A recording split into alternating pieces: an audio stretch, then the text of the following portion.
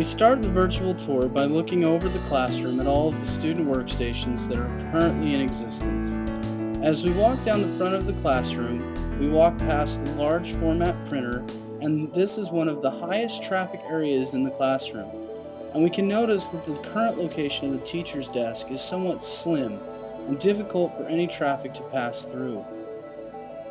As we turn and see from a teacher's perspective what the classroom looks like, we can sit down and see that as that happens, much of the teacher's vision is obscured from the classroom.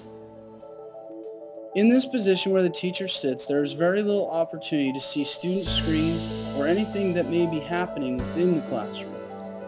It gives the teacher a lack of existence in the room, and as a result, management can become more difficult. As we stand up and move towards the back part of the room and look at what is happening in the video section of the classroom, we can see that there are some issues here with computer workstations that are a little bit out of date and that are in need of updating. These workstations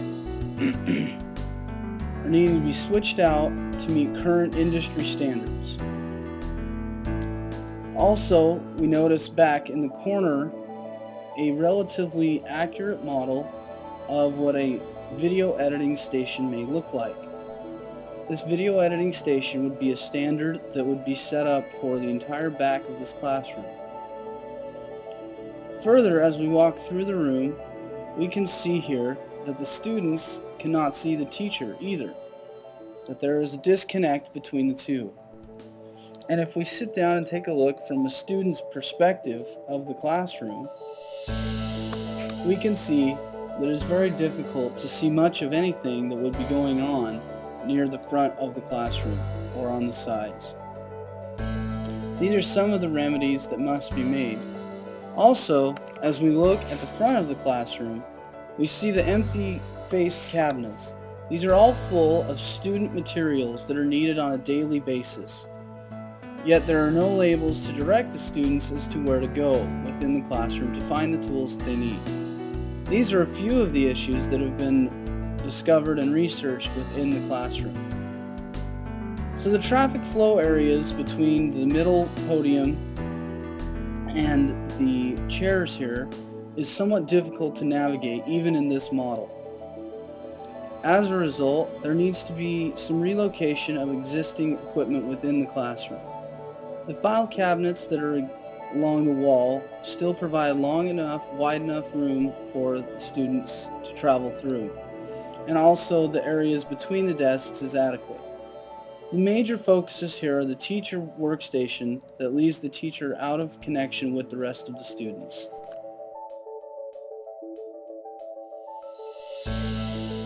As we enter the classroom through the door that has been rearranged, we see now that the teacher's desk directly faces the classroom door, so that anyone who is to enter the classroom is visibly seen first by the teacher, so that they know who is coming into the environment with their students.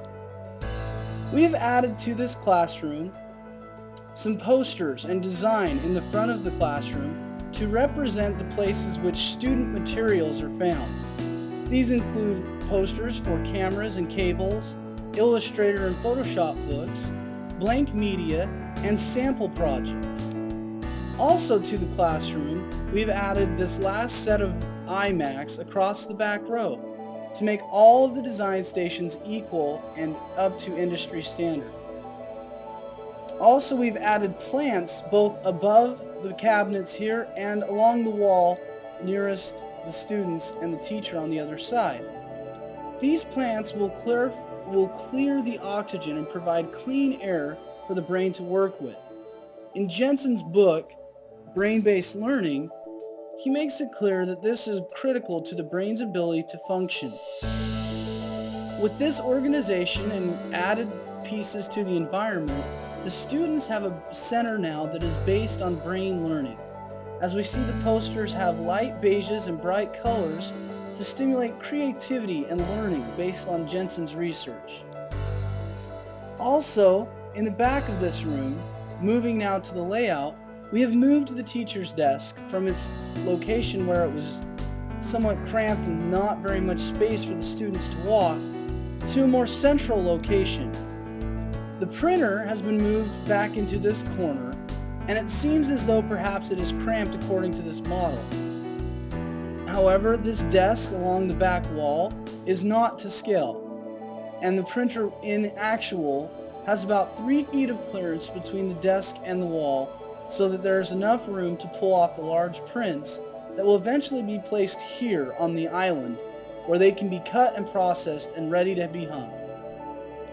These new computers that have been added along this wall and also along the back of the room represent the new video editing computers that house Sony Vegas Pro 9.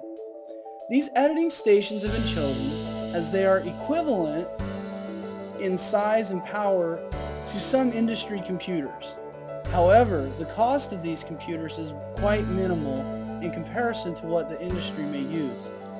This is an effort to try to provide the students with tools that closely resemble what the industry is doing. Last of all, if we look at the room from where the teacher now sits, we can see clearly now, here we have both a PC-based system and a Macintosh-based system. Both will be needed by the professor, as students will be learning graphic design on a Mac platform and video production on a PC platform. In a more fully developed scale of the room, there would be 2 projectors, and each projector would project one of each of the operating systems for the students to learn. From this point of view, the teacher can see almost all of the computer monitors in the classroom and what the students are doing without having to stand up or move throughout the room.